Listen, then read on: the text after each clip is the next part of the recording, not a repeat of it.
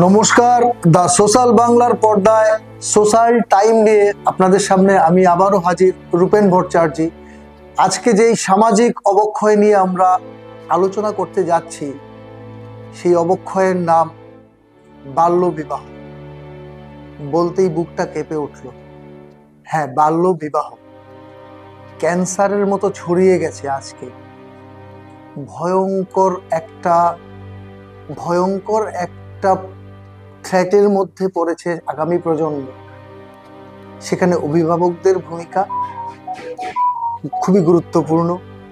কোথায় যাচ্ছে এই সমাজ? আগামী প্রজন্মের সুস্থভাবে বেড়ে ওঠা তথা সুনাগরিক হিসেবে গড়ে উঠতে বাল্যবিবাহ এক ভয়ঙ্কর বিকৃত মস্তিষ্ক প্রসূত সম্পূর্ণ বেআইনি অপব্যবস্থা। বাল্যবিবাহের শিকার কিশোর কিশোরীগণ শিক্ষা, স্বাস্থ্য এবং বিনোদনের মতো মৌলিক মানবাধিকার থেকে বঞ্চিত হয়। ভারতবর্ষের প্রতিষ্ঠিত আইন অনুযায়ী পুরুষের ক্ষেত্রে 21 এবং নারীর ক্ষেত্রে 18 বছর পূর্ণ না হলে যদি বৈবাহিক সম্পর্ক স্থাপন হয়, তবে সেই বিবাহ বাল্যবিবাহ হিসাবেই গণ্য করা হয় এবং এর বিরুদ্ধে আইনানুগ ব্যবস্থা গ্রহণ করারও বিধি রয়েছে। 2006 সালের বাল্যবিবাহ নিষিদ্ধকরণ আইনের অধীনে যদি কোনো অভিভাবক বাল্য বিবাহকে সক্রিয়ভাবে উৎসাহিত করেন, অনুমতি দেন বা প্রশ্রয় তথা অবহেলা করেও প্রতিরোধ করতে ব্যর্থ হন, তবে ওনাকে আইনের বিচারে আনা হবে এবং সেই ক্ষেত্রে ওনার 2 বছর কারাদণ্ড এবং সর্বোচ্চ 1 লক্ষ টাকা পর্যন্ত জরিমানা হতে পারে।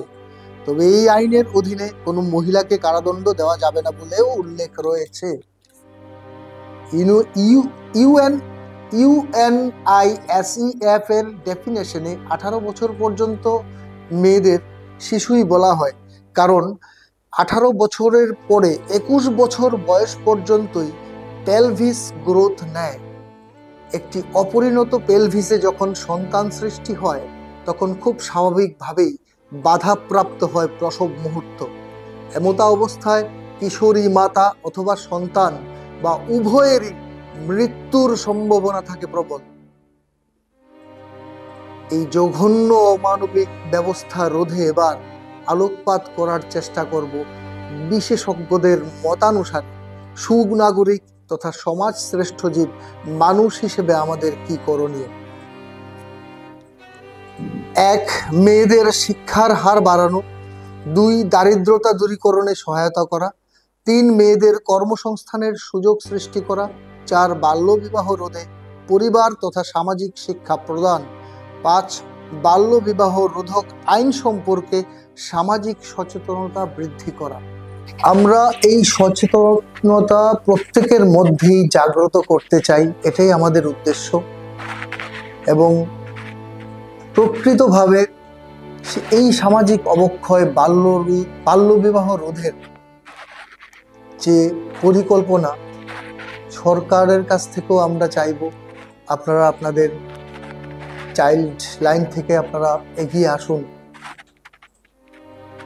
এবং জনগণের এখানে একতাটা খুবই দরকার। সো এই মঞ্চ থেকে দাঁড়িয়ে একটাই কথা আমাদের বলার, যে সবাই জাগ্রত হন, এর বিরুদ্ধে গর্জে উঠুন, সুস্থ সমাজ গঠনে চলুন আমরা সবাই এগিয়ে আসি। এখনকার পর্যন্ত এটুকুই। পরবর্তী আপডেটের জন্য অবশ্যই চোখ রাখুন দ্য সোশ্যাল বাংলার পর্দায়।